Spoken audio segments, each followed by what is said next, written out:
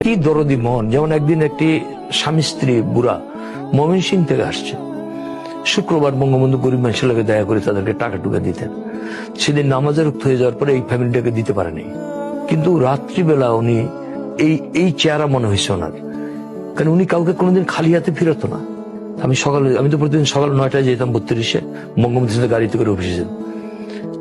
ভাবি আমাকে বললো যে আজকে রাত্রে তো আপনার কথা খুব বলেছি যে তোফায়েলের এখন বয়স কম, এখনই আমি একটা মানে পরিশ্রম করলো না, টাকা দিল না, এটা ওটা। আমি গেলাম ঘাবড়ে। আল্লাহর কি রহমত, তখনই পুরানো গণভবন যেটা সুগন্ধা, এখানে বঙ্গবন্ধু বসতেন তখন। আমি এসে দেখি ওই দুজনের সাহায্য। আমি বঙ্গবন্ধু ওনারা তো এসেছেন, নিয়ে আসো।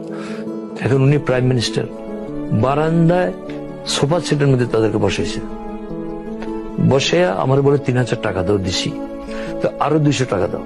তো ওদেরকে বলতেছে যে 3000 টাকা এইভাবে রাখো লুকাইয়া, এটা বের করবো না, আর এই 200 টাকা নিয়ে যাও ট্রেন ভাড়া, ময়মনসিংহ থেকে আসছে।